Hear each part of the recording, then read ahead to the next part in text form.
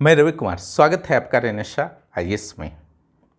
आज चलिए कुछ अपडेट्स आ रहे हैं जेपीएससी से, छठी जेपीएससी के संदर्भ में और 7वीं जेपीएससी के संदर्भ में।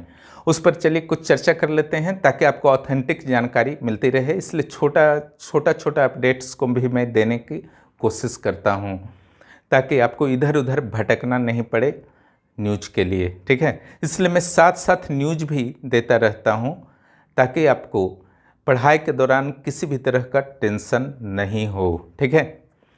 तो चलिए सबसे पहले बात करते हैं 7वीं जेपीएससी के संदर्भ में अपडेट्स। मैंने देखा कि सोशल मीडिया पर एक न्यूज जो है रन कर रहा था, ठीक है, कि गढ़वा डीसी के द्वारा और कुछ अन्य जिलों के उपायुक्तों के द्वारा जेपीएससी के 7वीं जेपीएससी के सेंटर के संदर्भ में बैठक की गई है अपने अधीनस्थ अधिकारियों के साथ कि कितने कैंडिडेट्स किस सेंटर में बैठेंगे।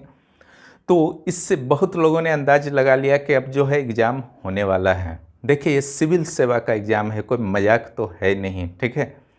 अगर मान लीजिए कि 8 अगस्त को एग्ज़ाम है या 1 अगस्त को एग्ज़ाम है, ठीक है, जो डेट रन कर रहा था अलग अलग रांची के छोटे छोटे पेपर्स में स्पेशली आए थे। बड़े पेपर्स में तो मैंने कहीं नहीं देखा, प्रभात खबर, हिंदुस्तान जैसे पेपर्स में छोटे छोटे पेपर्स जो हैं लोकल पेपर्स, ठीक है, उसमें आए थे। तो सिविल सेवा का एग्ज़ाम आज 15 तारीख तक कोई सुगबुगाहट नहीं है। अचानक क्या आपको लगता है कि एडमिट कार्ड आ जाएगा और फटाफट एग्ज़ाम अरेंज हो जाएगा? ओके, ये काफ़ी कठिन लगता है, लेकिन फिर भी आप मानते हैं कि 1 अगस्त या 8 अगस्त को एग्ज़ाम होगा तो पढ़िए, ओके। तब तो समय बहुत कम है, तो और धुआंधार पढ़ना है आपको। और अगर नहीं मानते हैं, दिल आपका नहीं मान रहा है कि ऐसा नहीं हो सकता है, तो भी पढ़ना है, ओके। दोनों में तो आपके पास कोई चारा नहीं है, पढ़ना ही पढ़ना है। इसलिए मैं बार बार कहता हूँ, इन्फॉर्मेशन भी लीजिए। इन्फॉर्मेशन एंड टेक्नोलॉजी का ज़माना है, यहाँ पर नहीं बच सकते हैं इन्फॉर्मेशन से आप डिस्टर्ब होते हैं या फिर किसी भी घटना दुर्घटना स्टेटमेंट से डिस्टर्ब होते हैं, तो निश्चित रूप से आपको ऑफिसर बनने का हक ही नहीं है ना। क्योंकि जिस पोस्ट पे आप जाने जा रहे हैं जाने वाले हैं, सिविल सेवा का वो पोस्ट है, ठीक है। हर दिन सुबह से रात तक आपको टेंशन दिया जाएगा, आपको उस टेंशन को सॉल्व करना होगा, ठीक है। इसीलिए तो इस तरीके से आपको प्रशिक्षित किया जाता है। उसका प्रशिक्षण जिस दिन फॉर्म भरते हैं उसी दिन से शुरू हो जाता है, ठीक है। ऐसा मत सोचिएगा कि रांची के स्काइपा में जाइएगा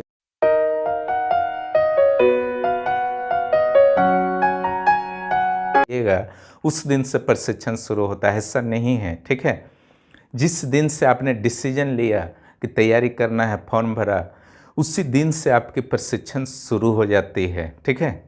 तनाव लेना, यानी कि ये सिलेबस कंप्लीट नहीं हुआ है, ये सब्जेक्ट करना है, वो करना है, रात को जगे हैं, फिर घर का भी कुछ काम देखना है, मैनेज करना है, घर का घरेलू तनाव, बाहरी तनाव, जेपीएससी का तनाव, गवर्नमेंट का तनाव, ठीक है।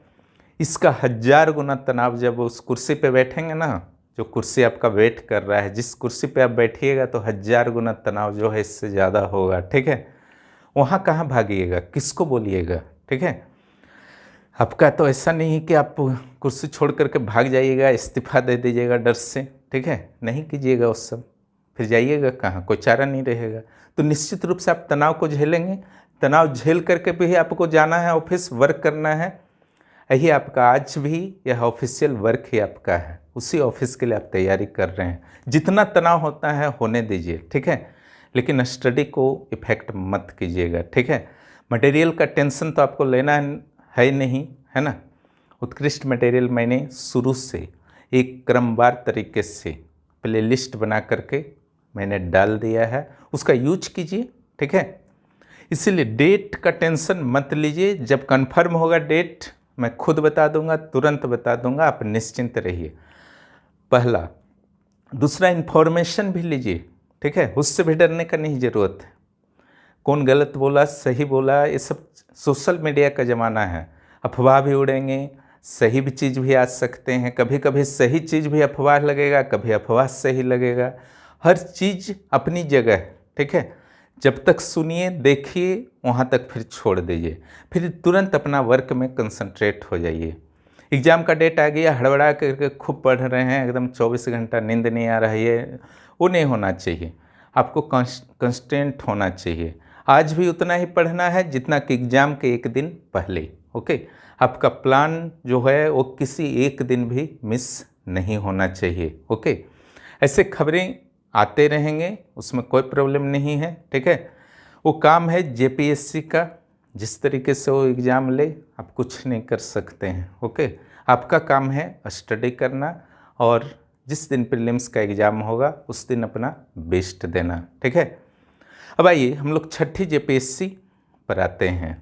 छठी जेपीएससी से एक सूचना आ रही थी, उससे मैंने सोचा कि चलो शेयर कर देता हूँ कि एक अधिकारी हैं, उनका नाम मैं नहीं ले रहा हूँ, एक अधिकारी हैं जो छठी जेपीएससी से चयनित हुए थे और वे सहकारिता सेवा से संबंधित हैं। उन्होंने इस्तीफ़ा दे दिया है और कारण बताया है उन्होंने कि निजी कारणों से वे इस्तीफ़ा दे रहे हैं। ठीक है, संभवतः उनका इस्तीफ़ा स्वीकार भी कर लिया गया है। तो हो सकता है कि जो कोर्ट के द्वारा, हाई कोर्ट के द्वारा जो आदेश सुनाया गया था, हो सकता है कि उससे वे इफेक्टेड हो रहे होंगे, तनाव में होंगे। क्लियर, कि अब शायद कुछ होने जाने का नहीं है, कोर्ट का आदेश शायद जेपीएससी सरकार को मानना ही होगा अब, इसलिए उन्होंने इस्तीफ़ा देना बेहतर समझा। अगर नंबर कम है और इसके कारण उन्होंने इस्तीफ़ा दिया है तो निश्चित रूप से यह स्वागत योग्य कदम है, क्योंकि इसके अलावा कोई चारा भी नहीं था। क्लियर, क्योंकि अगर अयोग्य अभ्यर्थी अंदर हैं और योग्य अभ्यर्थी बाहर हैं तो कहीं ना कहीं से यह राज्य के विकास को भी प्रभावित करता है।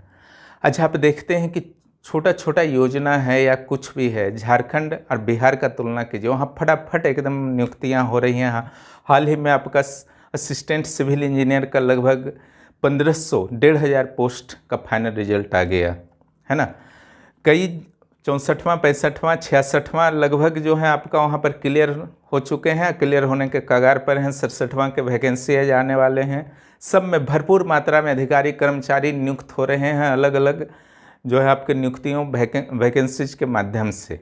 यहाँ क्या हो रहा, 5-6 साल से नियुक्ति नहीं हो रहा है, तो कहीं ना कहीं से तो काम प्रभावित हो रहा होगा सरकार का। अनुबंध कर्मी में उतनी योग्यता नहीं होती जितना एक कैंडिडेट जब मेहनत करके इन करता है।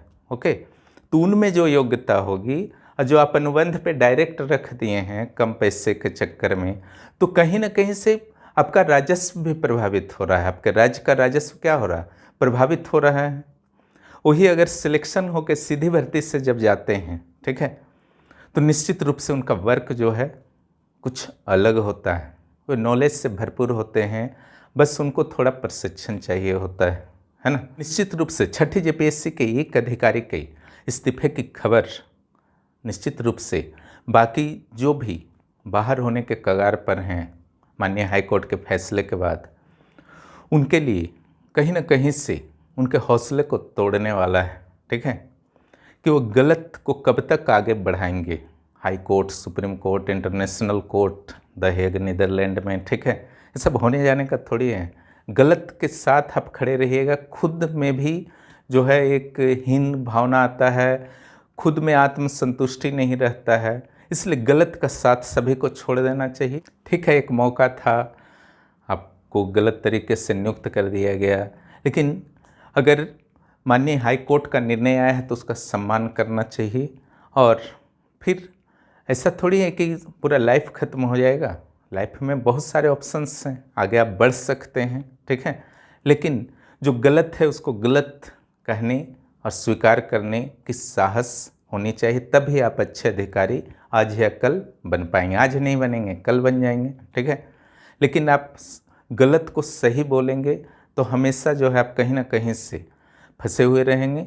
जो हाल छठी जेपीएससी में हुआ है फ्यूचर में भी होगा। ठीक है, तो यही बातें करनी थी और वेट कीजिए यहाँ पर। ठीक है, क्या कीजिएगा, वेट कीजिए। और बिहार का वैकेंसी अगर आता है तो बीपीएससी जिनको भरना है भर सकते हैं। जिनको आईएएस सेंट्रल का अगर भरते हैं तो वहाँ पर भी भरिए। ओके, और यहाँ पर वैकेंसी जो है नियोजन नीति, स्थानीय नीति, ये नीति के कारण ही फंसा हुआ है। ठीक है, किसी नीति की मेरे विचार से ज़रूरत नहीं है। ओके, जो सेंट्रल गवर्नमेंट की नीति है उस नीति को आंख मूंद करके फॉलो कर लीजिए, हर समस्या 1 मिनट में समाप्त हो जाएगा। फिर मिलते हैं अगले वीडियो में। हाँ, और जो भी इस चैनल पर पहली बार आए हैं, चैनल को ज़रूर सब्सक्राइब कीजिए। यहाँ पर बहुत सारे लाभदायक सामग्रियाँ मिल रही हैं, जेपीएससी की तैयारी हो रही हैं। ज्वाइन बटन जो है आपका है, उसका मेंबरशिप को आप प्राप्त कीजिए, ठीक है। इससे ज्वाइन बटन में आप मेंबरशिप प्राप्त करते हैं तो कुछ न कुछ फ्यूचर में कुछ विशेष सुविधाएं भी आपको दी जाएंगी। उसके प्लान पर मैं कार्य कर रहा हूं।